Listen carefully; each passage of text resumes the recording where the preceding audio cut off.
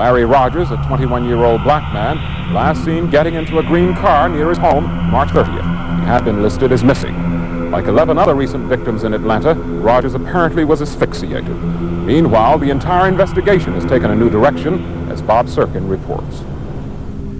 34-year-old Larry Marshall has been in custody in Hartford since March 30th.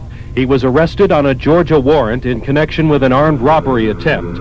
But more important, Atlanta police arrived in Hartford this afternoon to return Marshall to Atlanta after he waived extradition.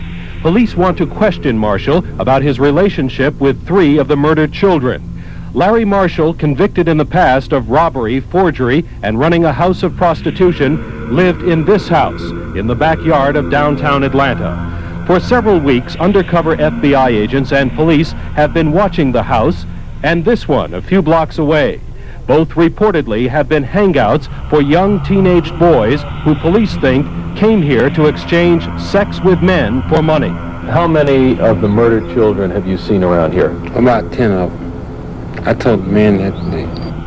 Jerry Thornton, Larry Marshall's former roommate, identified 10 of the murder victims from pictures shown him by a police investigator, children he's seen in the neighborhood.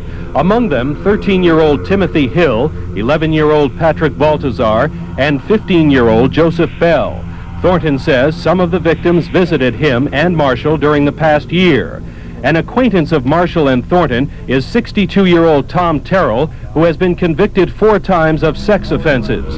On March 12th, the day before he was reported missing, Timothy Hill spent the night at Terrell's house. He was here on 12th because he was supposed to come back on the 13th, and that was my birthday. But he didn't come back. He ain't been back here. If he did, I didn't see him, and I haven't seen him since. Last week, Timothy Hill's body was recovered from a river. He was murder victim number 21. Tom Terrell is being questioned by police. Lee Brown, head of the Special Task Force, denies that sex is a significant factor in the child murders.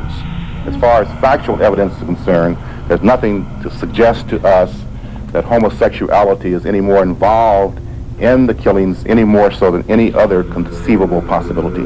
But the FBI and other police agencies working on the cases have long considered sex the most viable motive in a number of the children's murders. As for the Special Police Task Force, it has a problem, says one source, who adds, some police officials are under pressure to not only solve the cases, but to also protect the reputations of some of the victims. Bob Serkin, ABC News, Atlanta.